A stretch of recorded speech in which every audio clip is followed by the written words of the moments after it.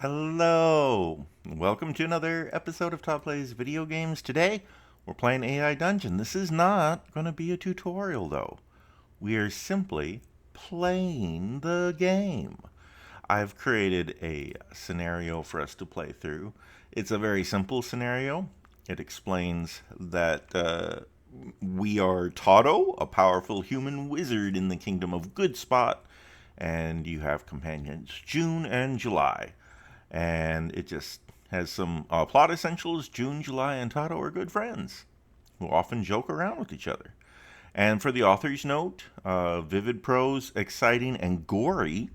Theme is fantasy, adventure, and fun. So I'm hoping we'll get some really gory descriptions of monster deaths. And I created some story cards, one for June, one for July. July is a female half-orc, Amazon warrior, and June is a female elf ranger. And I kind of described their personalities. And I created one for Goodspot, the kingdom in which we are adventuring. And so it's just a simple setup. And we're going to, I couldn't get the picture to change. I set it to a different picture, but it stayed this police car, so it's fine. It doesn't matter. Anyway, let's play the Kingdom of Goodspot. All right, now we are playing on the $50 account. So we are using Chat GPT -4o as our story generator. It's the best one. And so, I mean, it's the most expensive one. It is the best one. We've only got 2,000 tokens worth of memory. We can bump that up if we need to and spend credits to do so. But we've got, let's see, we've got memory bank. We're going to use auto summarization. And I've tweaked some of these settings. I've changed temperature to 1, top K to 115, stuff like that. So, I mean, we can fiddle with this if we need to, but it's probably fine. Let's just start playing and see what happens. You are Toddo, a powerful human wizard in the kingdom of Goodspot. You and your companions, June and July, have come upon a cave which is rumored to have great treasure and monsters inside it. That's what I wrote. AI says, the cool air from the cave mouth rustles your robes, sending a shiver up your spine. Shivery spine. A musty odor emanates from within, and the faint sound of dripping water echo from the depths. Torch in hand, you glance at your companions. June's eyes are steely and focused, her bow already in hand, while July twirls Choppy with one hand smirking at you. Choppy is the name of her axe. Think you can handle a few beasts without messing up your pretty robes, Toddo? She says. I'm gonna go ahead. You answer. I'll kill them before they get close enough to dirty my fancy robes. Okay. Thinkity think, and July lets out a boisterous laugh that reverberates through the cavern's entrance. Big words for someone who still sleeps with a nightlight, she teases, her tusks gleaming in the dim torchlight. July is a half-orc. I'm not sure they had nightlights in fantasy medieval times, but okay, it's fine. And then June steps forward. June is an elf ranger.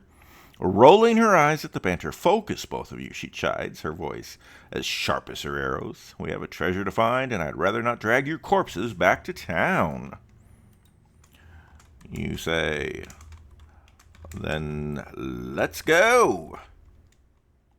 And you all enter the cave. Now, I want something exciting to happen right away. So in story mode, I'm going to say, as you descend its depths. That sounds like a good thing to say. As you descend its depths, you come to a cavernous room filled with Monsters. Yeah, let's say monsters. Filled with monsters. When you look closely, you see they are. I'm going to let the AI decide what kind of monsters they are, because I think that's fun. And so you see they are. What are they? What are they? Gnarled, misshapen goblins. Their eyes glowing in a malevolent red in the flickering torchlight. They snarl and hiss, brandishing rusted swords and crude spears. The stench of decay hangs thick in the air as they scramble to form a defensive line, and their twisted bodies moving with an unsettling, almost spider-like agility. It's a better DM than I am really with its descriptions. I need to describe things like this to my party when I'm GMing D&D. Okay, let's get down into some action. You duck and roll into the cavern and let loose a volley of, let's see, of mint ice cream spells. What does it think a mint ice cream spell is like? Delicious, probably. Greenish mists swirl from your fingertips, coalescing into a barrage of frosty projectiles.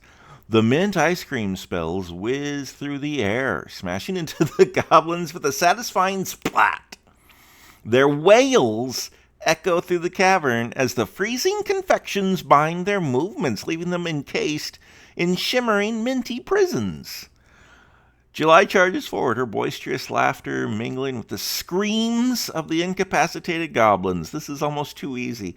I did not expect my mint ice cream spell to be that effective, but it really seems to have done a lot. It really accomplished quite a bit. You bring up a magic shield. Then June, I'm just going to say, then June, enter, so that the AI will pick up and tell me, and give June a turn, because I just cast my incredibly powerful mint ice cream spell. I want to see what my companions do. Then June, you watch as June expertly notches an arrow, her eyes narrowing with a lethal precision. The bowstring twangs as she releases, and the arrow flies true, impaling a goblin right between its glowing red eyes. Precision over brute force, as always, she mutters, her lips curling into a smirk. July, now in the thick of it, swings choppy with wild abandon. Okay, let's just hit continue and see what she accomplishes with choppy. The giant axe cleaves through goblins like a hot knife through butter, sending limbs and heads flying in a spray of dark blood. Too slow, twig arms, she bellows. I like the insult, twig arms. Too slow, twig arms, she bellows. And catching June's eye with a cheeky wink as she decapitates another unfortunate goblin. June rolls her eyes, but there's a flicker of a grin on her face. At least try to keep the blood off me, brute.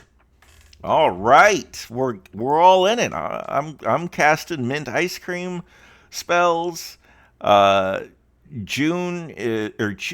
July is chopping heads off of them. We're all doing equally well in this battle. You finish off the last goblin with a, well, let's go with a hot fudge spell. Presumably it's going to kill the goblin, because I said you finish off the last goblin. A tendril of molten chocolate bursts from your palms, searing the goblin's chest. Oh, searing through the goblin's chest and filling the cavern with the scent of sweet, sugary death. Sweet, sugary death. The goblin crumbles into a gooey heap, steam rising from the sizzling remnants. The cacophony of battle gives way to an eerie silence, broken only by the occasional drip of water and the steady breathing of your companions. July slings Choppy over her shoulder, her eyes gleaming with adrenaline-fueled triumph. All right. They are defeated. Oh, wait, I wanted to be saying that. They are defeated. We are ready to fight a dragon, I think.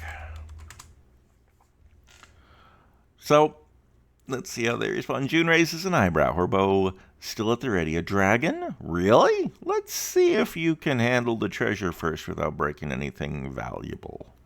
You scan the cavern, eyes and arrows. You spot a narrow tunnel leading deeper into the darkness. Okay, AI's given us a tunnel, a narrow tunnel. There might be more lurking ahead, you caution. Pointing towards the tunnel. Stay sharp. You head through the tunnel. As you proceed, let's see. I thought when I named them that I was being very clever. June and July. I thought this is great. This is great. These are great names. But I can't remember which is which now because their names are so similar. I can't remember who's who. Okay, July slings Choppy over his shoulder. So July is the half-orc. July, okay, as you proceed, July jokes. What does July joke? Hey, Tado, do you think the treasure will be guarded by more of your icy desserts? She chuckles, swiping a stray goblin ear off of Choppy's blade. You smirk, casting a brief illumination spell to light the path ahead. If we're lucky, maybe we'll find a caramel dragon next. June sighs dramatically, her keen eyes scanning the shadows. Just focus, you two. This isn't a carnival game. That's some pretty good banter, really. Good job, AI. I like that. July is making fun of me for using ice cream-based magic attacks. That's fantastic. Okay, let's say eventually the tunnel opens up to a room filled with... Oh, should I let the AI decide what it's filled with, or should I decide what it's filled with? Maybe I'll decide this time. That just means that I have to actually think of something interesting, though. Let's do... spiders are so normal. Spiders in a cave, that's nothing unusual about that. Let's... Oh, okay. Filled with giant monster scorpions. That's much worse. Their pincers clacking menacingly, echoing through the cavern like the tolling of death bells. Each beast's carapace gleams a deep obsidian under your spell's light, while their tails arch high, tipped with venomous stingers that glisten ominously. The air is heavy with the scent of scorched earth and an undercurrent of something acidic, almost metallic, stinging your nostrils. July cracks her neck, her grin widening. All right, July's ready. We're going to fight some giant, big old monster scorpions, everybody. Okay. Be careful. Watch out for their venomous. There we go.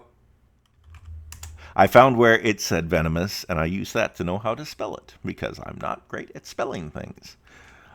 Be careful. Watch out for their venomous stingers, you say, as you cast your shielding magic spell thing. No, that's... Okay.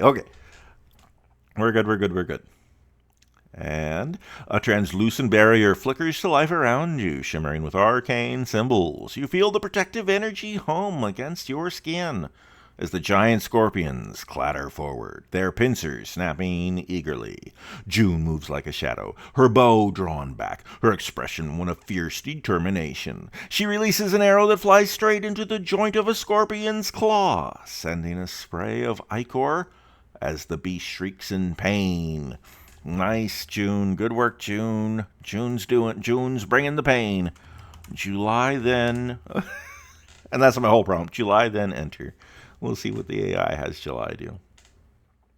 Think. Thinkity think. July then charges in with Choppy, the axe singing through the air with deadly intent. The blade connects with a scorpion shell, cracking it open like a ripe melon and spilling its innards onto the floor. Think you can handle a few scorpions without dirtying your pretty robes, Toto? She mocks, her laughter blending with the creature's dying wails. I never told the AI anything about having pretty robes, so that's just something the AI has come up with on its own. I like it a lot. It's good. And it's exactly how you would mock a wizard. I probably do have fancy robes. June fires another arrow, this one embedding itself in the eye of a scorpion, advancing on July. Oh, she saved July. I'm going to just hit continue and see if July will say something like, thanks for protecting me, or whatever. June's lips curl in satisfaction as the scorpion staggers back, its venomous tail flailing wildly. Keep your head, July, she calls out, her voice cutting through the chaos. Yeah, stick figure, July grunts, pivoting just in time to dodge another snapping pincer. These overgrown bugs are going to wish they stayed underground. Well, they did stay underground, to be fair. We're the ones who came into their house, but that's fine. You draw upon the arcane, feeling the familiar surge of power coursing through you. I feel like that's the AI saying, hey, player, why don't you do something? Why don't you take a turn? And it's absolutely right. Also, I love that July has just called June stick figure. Like, is that an insult? I guess if you're a half-orc Amazon warrior, that's a way of saying you have no muscle mass. But, I mean, she's a ranger. She's toned. And generally being thin is a good thing, at least in modern-day society. It is. Maybe back in medieval times, maybe wealthy people were not thin because they could afford lots of food. I don't know. I don't care. This is all pretend. It's time for me to cast another magic spell. You summon the arcane and cast what kind of spell? I've been doing... for some reason, I started with ice cream. So I don't just want to do the same regular spells that you got in D&D. If you want to cast a fireball spell, there's 1,000 video games where you can cast a fireball spell, and tabletop games, and all kinds of games. You know, the great thing about AI Dungeon is that you can think outside the box. You can do things that no one else has created a set of rules. No one else has created a page of stats for a mint chip ice cream spell ahead of time. But the AI figures it out on the fly. That level of freedom and creativity is what makes this fun. And so I want to create a spell. I want to cast a spell that's not just something you would find in Dungeons & Dragons or in Final Fantasy or anywhere else. So I want to cast something interesting and original. It doesn't have to be food-based, but that's all I can think of right now. Let's see. Let's try to get away from food, though. Well, what about sand? Is sand? I guess it's something. It's not really a very funny thing, though. It's not great fun. Well, let's look at it this way. Scorpions. What would scorpions be afraid of? I bet what eats scorpions is birds. Okay. You cast a spell of spectral bird to eat the scorpions. I wonder if that'll. You cast the spell of spectral giant bird to eat the scorpions. Okay. I mean, that's just summoning. I guess it's not as original as I had hoped for. It was the best I could think of. The spectral bird materializes before you, its massive form shimmering with the ethereal feathers of brilliant blues and purples. Its eyes glow with a piercing light as it swoops down with an ear-piercing screech. Its beaks snapping up a scorpion in one swift, fluid motion. The room echoes with the crunch of chitin and the hiss of vanquished scorpions, their bodies disappearing into the maw of the ghostly avian. Ba-ba-ba-ba-ba-ba-ba-ba. Okay, we've defeated a bunch of scorpions. Let's say victory, you shout. And victory, you shout. Wiping the sweat from your brow, the spectral bird dissolves into wisps of luminescent vapor, leaving a tranquil stillness in its wake.